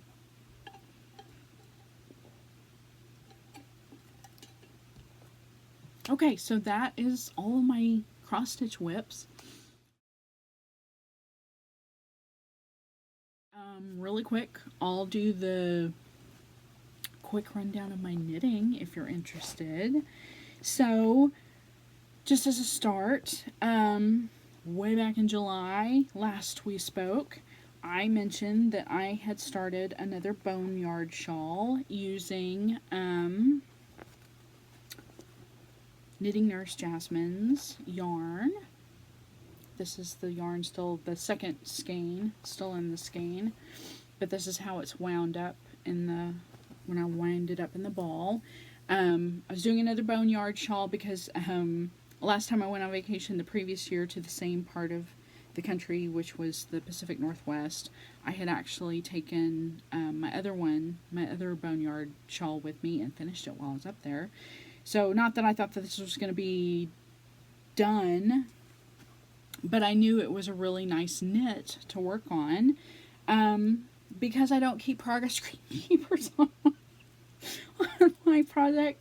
I couldn't tell you how far this was when y'all saw it last, but I know I've done like probably 2 or 3 more of these. So it's stockinette, and then it's a garter bump. So I think I've done 2 more of these like sections, and then probably this right here. So it may have only been like this big when y'all saw it last, this, from here to here, and now it's a little bit bigger. It is really pretty. It looks really good on this shirt too. It brings out the green, and I'm super excited about it. The more I knit on it too, the more it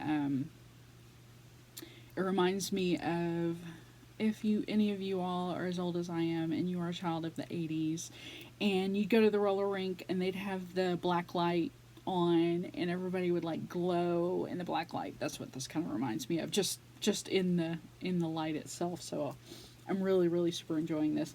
I would have liked to have worked on this more, but during our vacation, but we were with extended family and there was a lot more going on. When it's just 1 or 2 of you on vacation and you can just kind of chill and do what you want, it's fine. But when you're with, more than 3 or 4 people, there's like 6 of us, it's like all of a sudden you're trying to get everybody doing all the things, and we were with people that hadn't been up to the Pacific Northwest before, so we were trying to do a lot of car trip, driving around and stuff, day trips. I took it with me in the car a couple of times, but like, you're looking out the window more than you're paying attention to what you're doing, so it just didn't happen. I did also take it to the movie theater. I did that with my other boneyard too. Took it to the movie theater last year to go see a movie. I probably go to the movie theater once a year to go see something, just to get out of the house. So I did do that as well.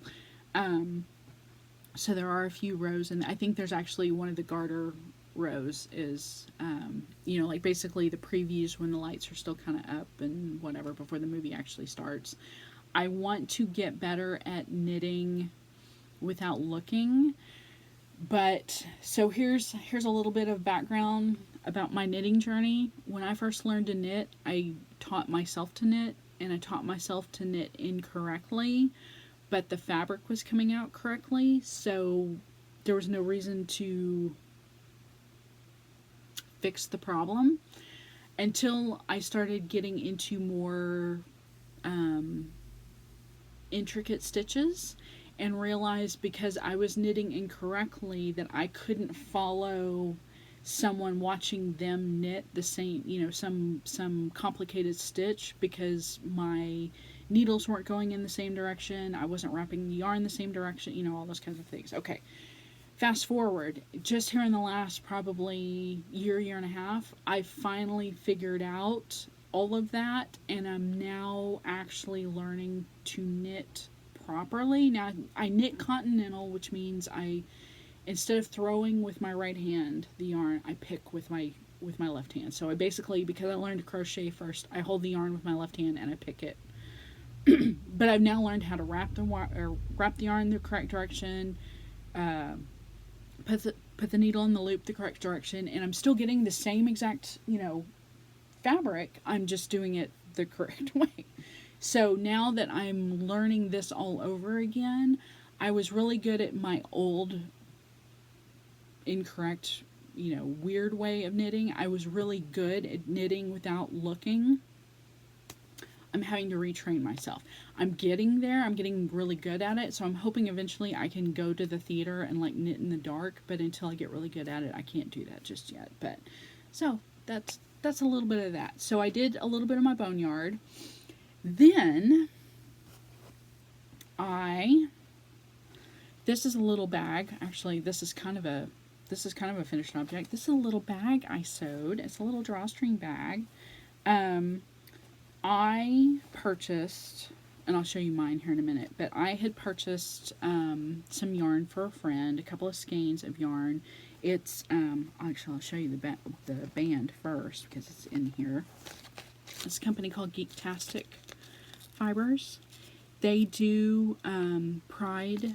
I really, really, really wanted, they had a Progress Pride striping yarn, but they didn't have it. They were, of course, that was the one that was sold out. So I bought instead for a friend a couple of skeins of the non-binary flag, and I bought, this is the gender fluid, let me make sure that's right.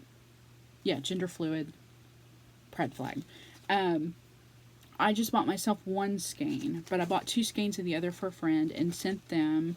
I made, I actually have one more of another fabric piece to make another one of these size bags, but then I realized in making this one, this has 2 balls of yarn that I've wound up in it, but I couldn't put 2 skeins, dyed skeins in this size bag. It wasn't quite wide enough. So when I cut the fabric for this one, cut the fabric for the other one I was going to gift, I realized in sewing this one that I couldn't fit 2 skeins in it, so the fabric I had left was wide enough that I was able to make a bigger bag for the friend of mine, that I was able to then lay down those 2 skeins of the non-binary yarn along with some other goodies.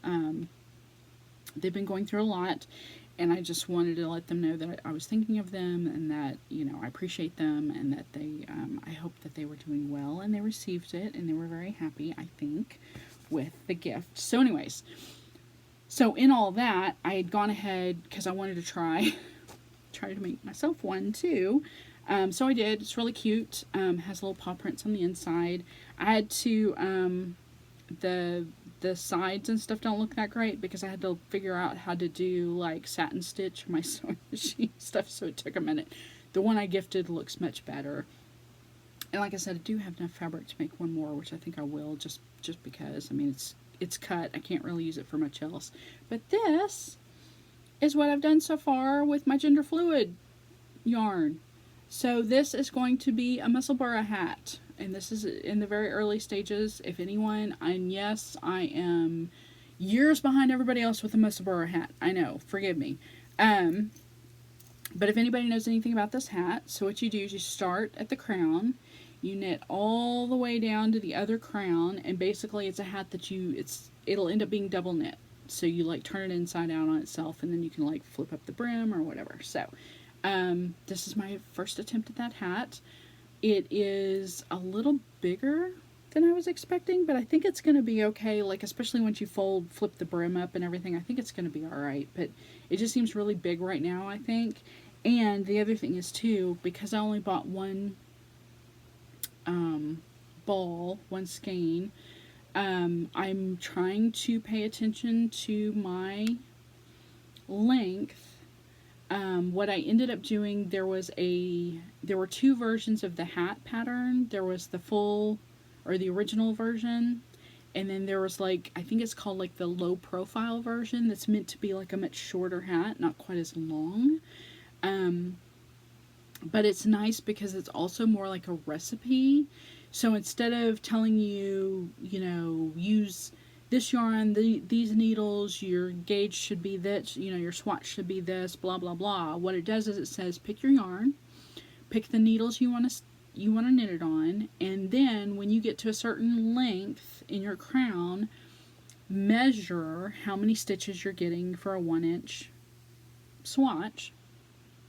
And then based on those number of stitches, then if it's, 9 stitches per inch, you do this many stitches. If it's 8 stitches per inch, you do this many stitches. If it's, 10. So like basically if you want to do a worsted, thick, bulky hat, or if you want to do like mine's a sock, sock weight hat, whatever it is, you find in the pattern where your knitting matches, and then it tells you what to do next. And it's great because then that way you can knit tight or loose, whatever your tension is, it doesn't matter, it works. So I was really, really super happy that I bought that version. The other one may be like that too, but this one, like I said, was the low profile, was meant to be like a shorter hat.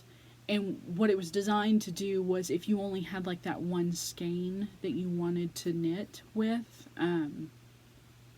but also if I do run out, because you're knitting all the way back to the other end, I can find a coordinating color to go with that, like a blue or a black or a white or a pink or a purple, whatever color, and just do a solid through the rest of the hat, and then either have that be the interior or the exterior, or what, you can like flip it inside out and wear it both ways, that kind of thing. So I'm really excited about that. So that was fun. And I started that right before or Labor Day weekend essentially.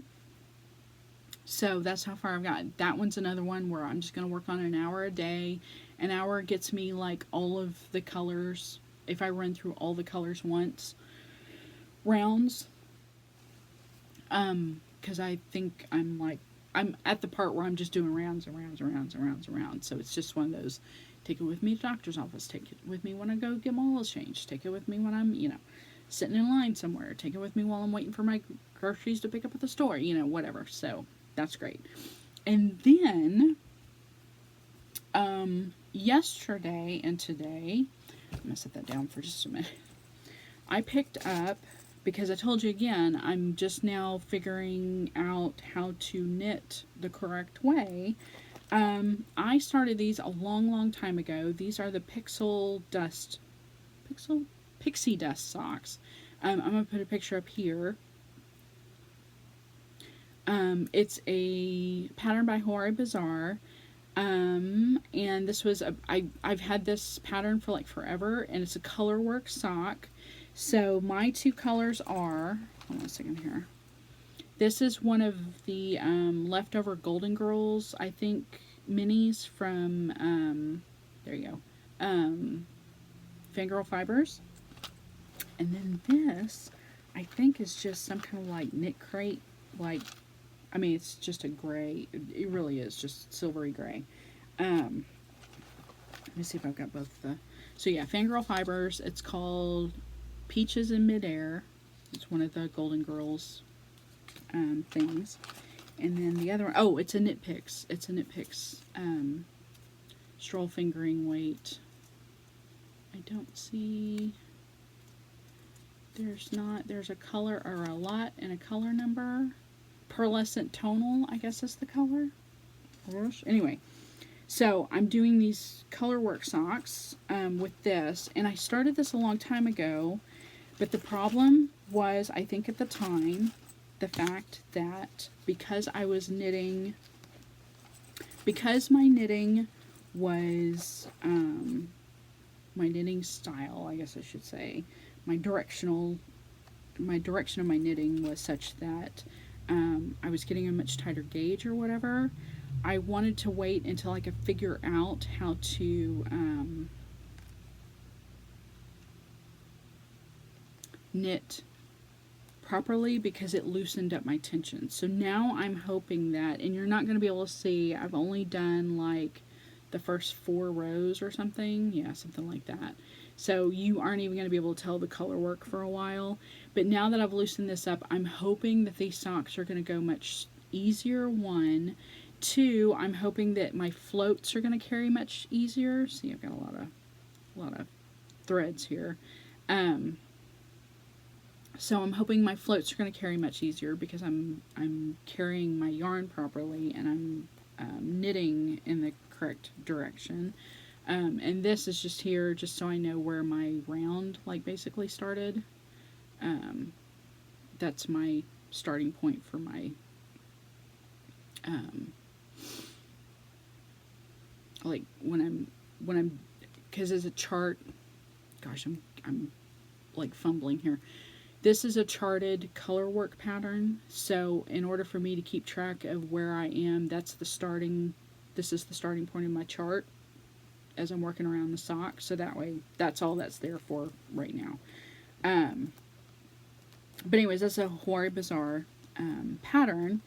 So I decided last night I was just going to pick these up just for a minute because I wanted to see if knitting that chart now was going to be easier, and yes it was. So I'm going to keep working on these as well. I'm trying to get this back in this bag. Sorry y'all, I'm like fumbling with this quite a bit here. Actually the problem is this big huge ball in here is jamming things up. Okay, there we go. Much better. So yes, now that I am better, or I'm knitting the correct direction, holding the yarn the correct way, or more correct, that's going to be much easier. So in doing that then, coming back to this bag, last night I also started, but then pulled out and started over again this morning, another pair of socks, because I like to have as many one single sock at a time as I can. This is a, I think this is Whimsical Wool or somebody like that does these big, huge, I don't think they call them gobstoppers, or lollipop yarns, or somebody calls them that, but essentially it's a self-striping sock yarn. So last night I started, this is just the cuff and like 2 rounds maybe of like, this is just going to be like a vanilla sock. But essentially last night when I started this, I realized I had 64 stitches and it wasn't going to be quite wide enough for my foot, so I ripped it back out, and I should have known, because I'm pretty sure, or I think I have always known that my foot is these are 1.5, yeah, US 1.5 2.5 millimeter needles. I know that my foot with these needles, it needs to be like a 72 or a 74 inch. So that's what I did. I think I went up to a 72 cast on and started over. And I think these are going to be fine. So anyway, so I'm just getting started on the orange now, and they're very autumn color. So I'm kind of excited about that. But yeah, I just wanted again to try to knit in the round. Oh, and that was the other thing too. part of this sock journey is also the fact that this Musselburgh hat, for those who don't know knitting, I'm so sorry that I'm going off on so many tangents, so just fast forward to the next title card or something. But this Musselburgh hat is knit with what they call magic loop. So like basically you have all this excess cable, you're pulling one cable out, knitting to the end, like to the end, and then working your way back across. Well, this is also the method that a lot of people use for socks. Now, if you noticed, I'm a DPN person because I taught myself on DPNs, but I would like to learn magic loop for socks because it seems like it would be so much easier. So I found my 2.5 millimeter cable needles, and now that I've kind of figured out what magic loop is with this hat, I'm going to try to do it with those socks too and see. I needed to get to a point though past the cuff where like I'm just now just knitting, and I need to make sure that I can keep track of where my start is. But I think this hat helped me figure that all out. Doing it over and over again becomes, once it becomes a process that you are kind of, it becomes second nature, then all of a sudden it starts to click like, okay, now I think I understand how to do this with socks too. So that was my other reason for kind of putting all this together in this bag, but also just so I could learn how to do it. So that's kind of exciting. Okay, so that is it. For my cross stitch, my knitting, all the good things. Really quick, I will just go over a couple of like reading related things.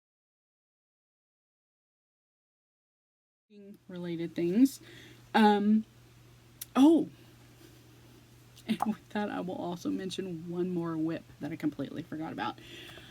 So, in the last couple of weeks, I purchased a couple of cross stitch books, which I don't. I'm not a big paper pattern person anymore. If I can scan it, if it's paper pattern and I can scan it and either put it in Markup RXP or Project or Pattern Keeper, I will.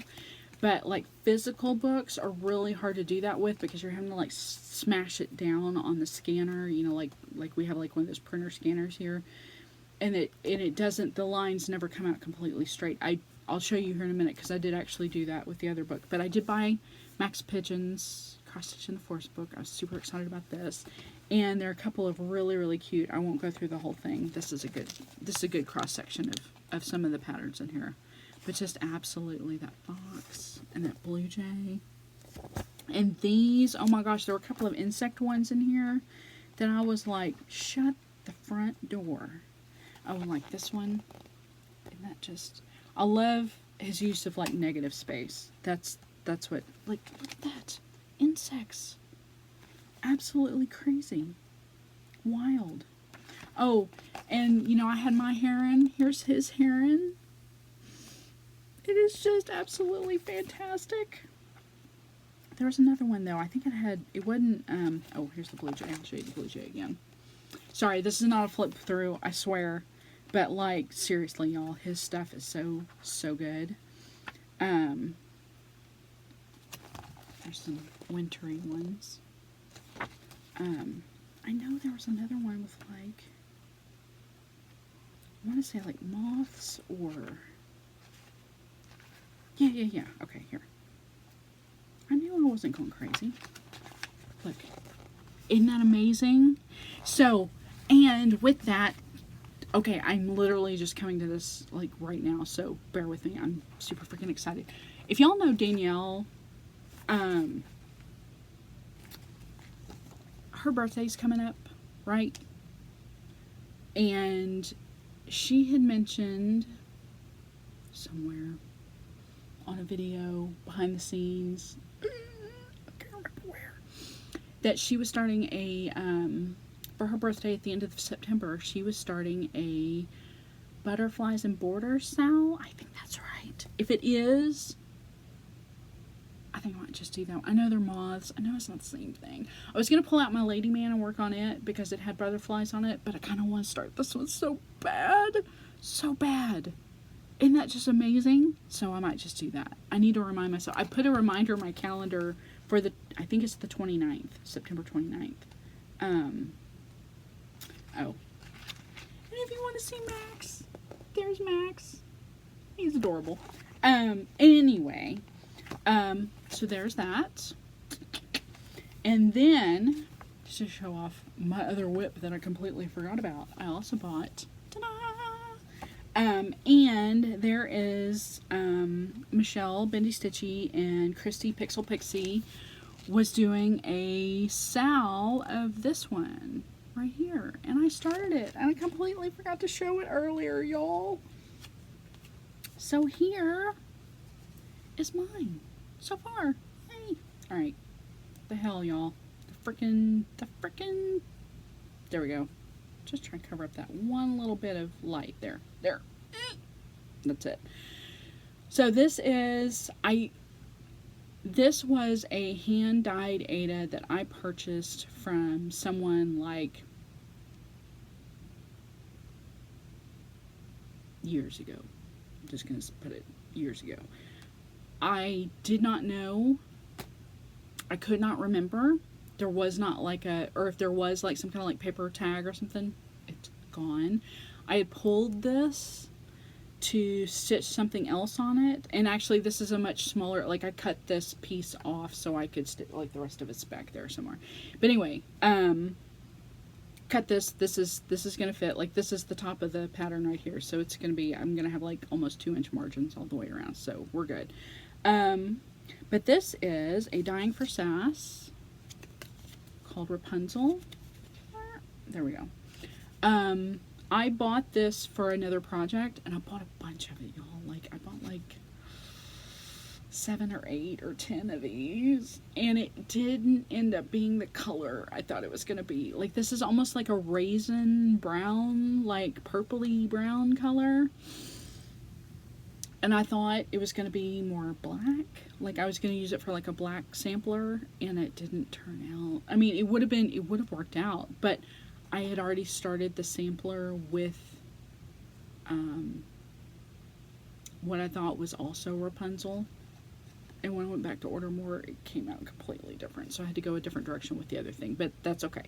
But anyway, so I had so much of this, but yeah, so that's my start. But anyway, so they are doing the sal because Lindsay Swearingen, the author of the book, had kind of passed it along to several designers just to get their impression of the book and to kind of word of mouth it. And so yeah, so they started a sal together, and Christy started hers. I don't know that Michelle started hers yet, but point being that this is a book, this is a paper book. I'm gonna try to do this without showing you the pattern. That's the pattern, right? It's like, is basically, if I held this book up, this is the top of the pattern, this is the bottom of the pattern. Trying to scan this and put it in Markup RXP was extremely difficult. So I'm kind of having to do a little bit of both, like a little bit with the book and a little bit like with the scanned image, but it gives me a good rough idea of like how many stitches and that kind of thing. So, and I did start this like just like this past like week. So, but another just really good book. Look at some of those. Like, absolutely amazing. I love this one so much too. There's the familiar. And that's the cover. So yeah, I bought those two. I don't do this very often, but it was worth it. I mean, to support a couple of like, you know, cross stitch designers that, you know. You can get them at Barnes and I know you can get Lindsay's book, Barnes and Noble, Target, whatever. Max's, I think Max's I bought through Barnes & Noble, so I think you can get it through most major retailers too. Okay, so other than that kind of reading, I also did read a couple of books, or listen to a couple of books, and physically read a couple of books. Let me go to, this is, I didn't mention this before, but if anybody, let me see if I can find the, this, oh, what did I do? This app right here, Storygraph, gosh, I hope y'all can see that. Storygraph is like a, place for you to keep, like, it's kind of like Goodreads, but like different. But anyway, I kind of showed y'all there a minute ago. But if you're interested, I'll drop my my Storygraph. You can like actually be friends. I'm friends with a couple of people, cross-stitcher type people on here. But my currently reading list is on here and all that kind of stuff. But I can also keep track of what I've read and tell you about what I've read. So the only thing I've actually finished, other than occasionally, or not occasionally, but like at night when I want to go to sleep, I listen to books, but I listen to things that I've read 100 times before, like Terry Pratchett books, stuff like that. But I'll listen to like an hour, let it like put like a timer on it and let it like, you know, read me a bedtime story till I fall asleep. But things that I've actually actively listened to and read. One that was really good, The Beautiful Something Else. This is a queer book, very, very good. Teenager characters, you know, high school age characters. Really, really, really good book. And then read a couple more short stories of this Transmogrify. This is actually becoming like my favorite kind of book right now. All the stories are all like, they're all trans characters. They're all, every short story is a completely different story. Like, as far as I can tell, there's not any relationship between stories of characters or anything, but they're all like magical, like in some way. They all either are magicians or witches or have, you know, magical powers or whatever. They go to some kind of, you know, school, you know, or whatever. So anyway, it's absolutely an amazing book. I'm just gonna look and see. I'm halfway through it, so I can't tell you because I don't know. I think I'm listening to it on here, so I don't know the chapters to know what's the last story I read. But yeah, it's absolutely really, really, really good. And it's nice too because it's in bite-sized chunks. Like each chapter might be like an hour or hour and a half or 2 hours or something. Yeah, some are much shorter, some are a little bit longer, but they're all like, you could sit down and listen to a short story and, you know, work on a project for an hour. It's like perfect. So that, I've been taking a class at school, so I'm not going to get into that, but that's kind of why, like, a lot of my free time hasn't been with like being able to read a book because I've been trying to take a class for work or whatever. So that's where all my free time reading has gone. If you're a reader, you might know, like, it does take a mental toll on you. Like, you only want to read so much and you're like, okay, I'm done for the day, I can't take it. So anyway, but the other thing I did want to mention before I go, oh my gosh, y'all, these are always so long, I'm so sorry, but if I got on here more, I'm sure we wouldn't have this problem, would we? Not the last video Dee posted, but the previous one, Dee had mentioned moi. Because I sent him a care package, which I didn't plan on the timing. It just kind of worked out that it got to him like literally the day that he was coming home from his procedure, because he had to come to Seattle to do it and then go back home, and he happened to get it. So I sent him some stickers and a tarot set, which I actually also have a copy of. I don't ever use it, but I absolutely love it. It's the Gay Marseille by Charlie Claire Burgess, which Charlie's a fantastic person. I've got a couple of their tarot decks. The other one I've got is more of a non-binary deck, and I use that one like all the time. I absolutely love that deck. But then they came out with that Gay Marseille, and there were so many, like, fantastic, like, queer Stonewall and trans and whatever, like, images and imagery in there that I just immediately thought of Dee. So I bought, like, it was like a book, a sticker set, postcards. It was like I like ran the whole gamut. I was gonna look and see if I had. I don't think I do. I think I gave away like the postcard. I bought like 2 sets of postcards, 2 sets of stickers, 2 books, 2 tarot decks. One set all went to D. The other ones, I think I actually gave away the postcards to somebody else, and I gave away the stickers to somebody else. So it's like, all I've got left now is my tarot, my book, and my cards, and I'm keeping those. So anyway, but also in that book, or in that box, Dee mentioned this book, and I don't know if he knew or not that the book that I sent him was also something that I had bought myself a copy, because I had mentioned in the card, or yeah, I think I sent a card or something. I mentioned that I had read all the way through this book and then started it back over again, and then it'll kind of make sense here in a minute. So this is the book,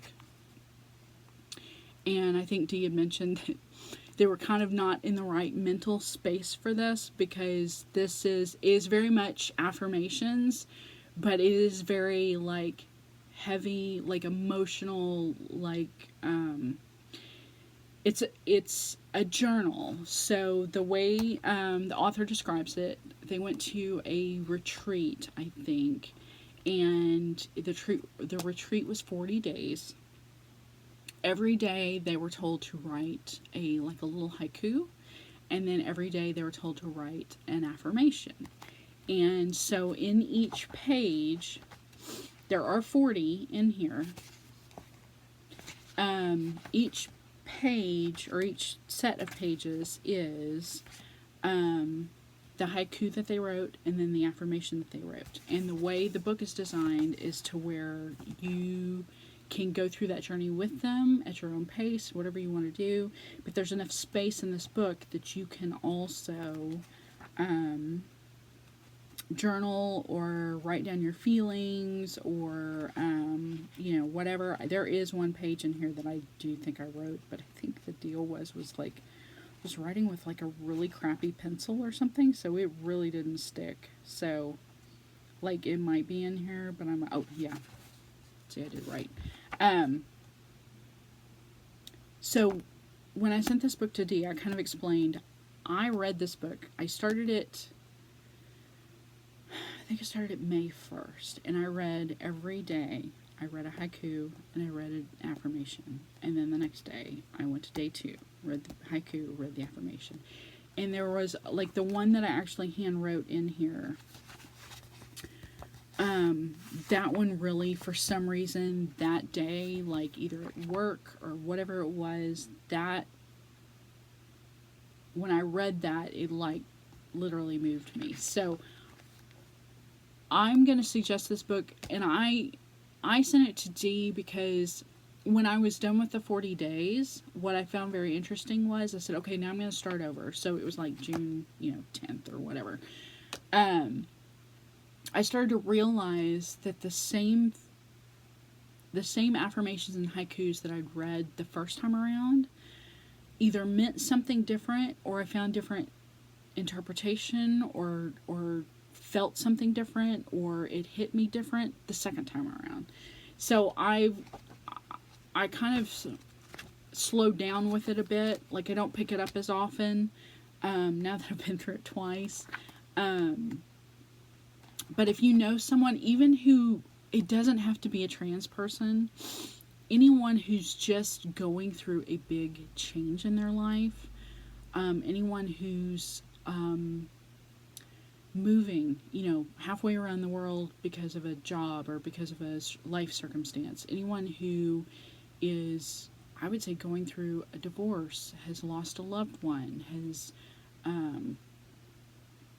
has just had a child, has just lost a child, just anything, any person that is going through some major transition in their life.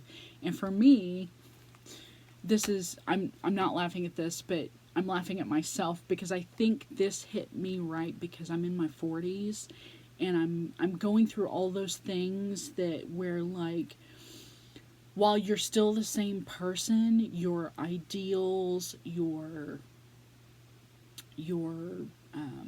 determination about things, the things you find important change. And they don't necessarily change good or bad, they just change differently. And so I think this found me at a good time, because I am at that age where I'm not 20 anymore, but I'm also not 60. I'm transitioning from being young to being older, and there are things in this book that absolutely resonated with me, and it wasn't about gender. It was just about reminding yourself of this one I just have marked, so I will just read this one, and I hope this is okay. I hope I'm not breaking any kind of copyright, but just to give you an idea, this is an affirmation in this book. I am intentional about who and what I let in. I trust the signals my body sends. I release what I can as soon as I can. I am not the residue of destruction carried inside me. Anybody can relate to that for any number of reasons. So when I sent this book to Dee, I had bought two copies of this book. I wasn't sure until I worked through it, those 40 days, whether or not Dee would appreciate this. But then they were going to have their procedure done, so then I realized, no, this is important. What I didn't realize, though, was that he was right.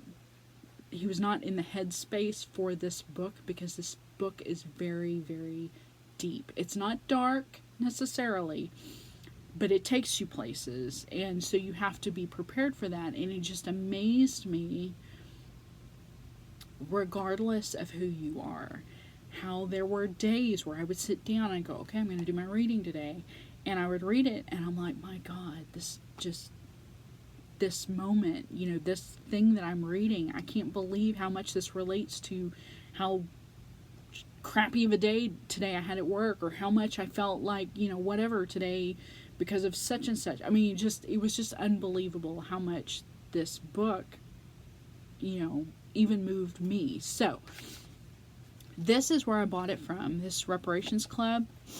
They're in LA. Nope. There you go, Rep Club. They're black owned, they're women owned. That's how I found this book. And I can't remember, the author's trans, but I can't remember if I found the author and then discovered the book, or if I found the book club and then I discovered the book, because I was looking for maybe something else, that I was wanting to read or whatever. But yes, if you were wanting to buy local, buy small. They're not in Texas. They're in, like I said, I think they're in LA, California. Yeah, there you go. But if you want to buy, and the deal is, yes, their funds, when you buy a book by an author, like is, they make sure that the money goes to the author more than any, like if you bought it from like Barnes and Noble, or if you bought it from, wherever. That's what they try to make sure of. The other thing I will tell you, since we're on the subject, it's on my iPad. If you're not familiar, if you're trying to cut the cord with Bezos, Amazon, and you're looking for an Audible alternative, I would strongly suggest Libro FM, Libro.fm. They sell audiobooks, but you can designate the small bookshop you want your percentage of your proceeds to go to. So the first place I chose was actually up here in Denton, right near me. There's a little bookshop up here, but neither here nor there, but I don't know much about them, but they are local to me. But there's another bookshop down in Austin called the Little K Bookshop, and I absolutely love them, and I am on like their email lists and stuff, so I switched over, so that's where my Libro FM. So you get the credits just like you do with Audible. Every month you let them charge, your card or whatever. You get a credit, and you can put it towards any book in They got all kinds of stuff. I mean, it's not just queer stuff. I mean, it's like everything. But they are where I found the majority of my queer audiobooks that I haven't been able to find, like, through the library or whatever. But yeah, the proceeds, instead of, like, going in Bezos's pocket, he didn't need that money, it goes to whatever books. And that's the great thing, too. I could designate a bookshop in Utah or in California. You know, I could probably find Reparations Club on there, possibly. I don't know. Or there's one up in Oregon that also sells yarn that I'm always buying books from, too. But anyway, but that's my point, is basically you can, you get your book credit every month like you normally would. You can shop for books just like you normally would, but you know that you're supporting a more, you know, grassroots kind of thing, and that your money is also going towards maybe a local bookshop you're trying to support to help stay open, you know, something like that. So, and any additional purchases you make, like not even your credit, like you can go out and buy additional, you know, books and whatever, and all of that money, whoever you designate, you know, that percentage goes to them. So anyway, okay, I think I'm done through both my lists. I love you all very, very much. Thank you for being here. I appreciate it. Go find Pamela. I'll try to remember again, put her information down below.